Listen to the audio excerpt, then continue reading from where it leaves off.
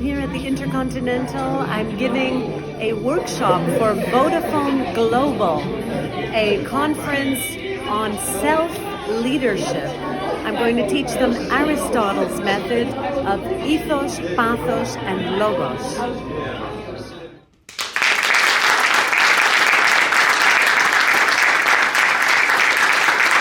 I'd like to ask you an important question. Where do you see yourself 5, 10, even 15 years into the future? Where will you be leading yourself and your team? Now, Socrates, one of the greatest Greek philosophers, said that no man can lead others who cannot lead themselves. The importance of self-leadership has been stressed since antiquity, when the Greek sages like Homer recited the story of the Odyssey. I think all of us sometimes feel like we're on a journey, right? A dangerous journey when you are faced with struggles each day in your business and in your life.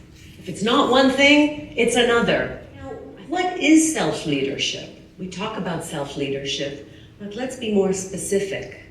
Self-leadership means having a developed sense of who you are, what you want, and why you want it, as well as having the ability to have a strategy of achieving the goal and to inspire yourself and others. As you can see, it is a complex set of skills. It's not that easy. Today, however, I'm going to show you a simple, powerful method of achieving your goals and navigating through your own odyssey with a compass, a GPS, if you will. Would you like to learn about that GPS? Yes. For over 25 years now, I have been teaching the art of influence and persuasion. We all need this skill to convince our children to do their homework, right? And to convince our employees to do certain things, to change certain things, and even to convince our boss to give us a raise. So influence and persuasion is a very important skill. Who was Socrates? Socrates, the original classical philosopher, was the teacher of Plato. Perhaps you've heard of Plato, another Greek philosopher, who was the teacher of Aristotle. Aristotle was the mentor of Alexander the Great. So I guess his system does bring some results. Alexander was persuading armies to move forward. So you know that this system that I'm going to teach you is founded for thousands of years and still works, because we haven't really changed as people. What is this magic system of Aristotle that people still teach today in the best universities? In Harvard and MIT and INSEAD, they teach this simple method of persuasion. Ethos, the charioteer, represents your character, your reputation, what people say about you. And ethos leads to better relationships when you think about it.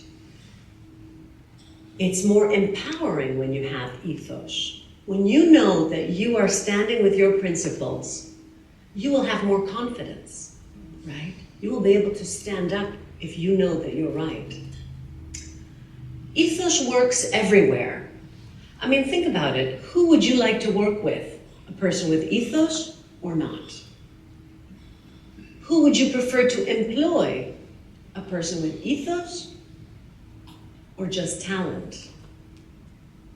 Who would you want as a life partner? Even the most beautiful woman or the most handsome man will soon turn ugly in your eyes if they have no ethos, if they're lying to you. Where would you want to live? I like to live in a country where I know the government has ethos, where there's transparency, right? Where there is justice. These are the countries we want to live in. Where would you want to keep your money? hopefully in an ethically run business. Now you might say, yes, Alkistis, but that's a little too idealistic, isn't it? Being good and living according to truth and integrity? Who does that? I will have to tell you that ethos is something you do for yourself, actually. It will lead to your success. So in a way, you have to see it as an egotistical thing. In fact, ethos and trust has been what has built our society. Of course, there have been exceptions of people lying and cheating, but really, together, we are a community built on ethos. Your forefathers were the ones who survived because they had teamwork and could trust each other and have allegiance. The Greeks had another motto called ain aristevin, which means ever to excel, ever to try to be better. There is your nobility. We may never reach excellence, but in striving to be your best self, this is your nobility. As Socrates was walking down the beach one day, someone ran up to him and said, "Master, master, I have to tell you something about one of your students." Socrates was like, okay, I might listen, but first you have to pass the test of 3. The test of 3, master? Yes. Is what you want to tell me true? Do you know for sure that it's true? I'm not sure. I heard it from someone who heard it from someone else. It might be fake news. I'm not sure. Okay. Is it kind? Is what you're about to tell me about one of my students kind? Is it something good in it? Not really. It's kind of malicious gossip. Okay. Is it useful? Is it going to be useful to me to know this thing?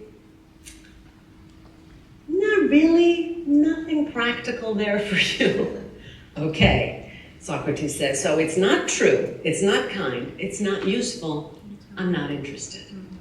Two things in life, the things you can control and the things you can't control, right? So divide them and occupy yourself with what you can control. For example, if it's raining, can you control the rain? No.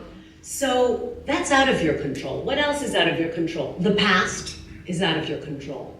The future is out of your control. What happens around you, the opinions of others, all these things are outside of your control. What is in your control? Your thoughts, the boundaries you set, the way you choose to frame things and see things. There's the serenity prayer, perhaps you've heard of it. It says, God grant me the serenity to accept the things I cannot change, the courage to change the things that can be changed, and the wisdom to know the difference. When you have negative or toxic or unruly emotions, feel free to use this Socratic test. Think, now, this fear I have, this anxiety that keeps me up at night, is it really true? Or maybe I'm dramatizing. Is it kind to myself to do this to myself? Is it kind to the other person involved? Maybe they have some excuse. Maybe they have some difficulty that I don't even know about. And is it going to be useful to me to continue to think this fearful thought? Logic and reason. It's important to understand, accept. You understand that it's raining. You accept that it's raining. And then you adjust to reality. You take your umbrella, you wear an overcoat, you must always be thinking, is this way of thinking going to get me the results I want? This is your internal GPS that I was talking about. Ethos, pathos, and logos. It's your GPS to eudaimonia, success, happiness, and flourishing. If you follow this compass, it will always lead you to eudaimonia. Now you might say, okay, but this is new to me. This is new words, new ideas. Aristotle said, we are what we repeatedly do. Excellence is a habit. So slowly, as you use this system, it's going to become part of you. It takes some practice, like everything. Plus new neural connections will form in your brain, and you will begin to flourish and fulfill your potential. I'm going to show you now a little video clip of Leonidas, king of the Spartans. Spartans! What is your profession? Do you have ethos? Ahu. Do we have pathos? Ahu. Do we have logos? Ahu. Ethos, pathos, logos will lead you to eudaimonia. Okay, so then we are ready. I want you all to stand up and take your books. All stand up with your book in your hand, because we're going to take an oath. Commit to that statement, your positive affirmation that you wrote down. Are we ready? 1, 2, 3. Ahu!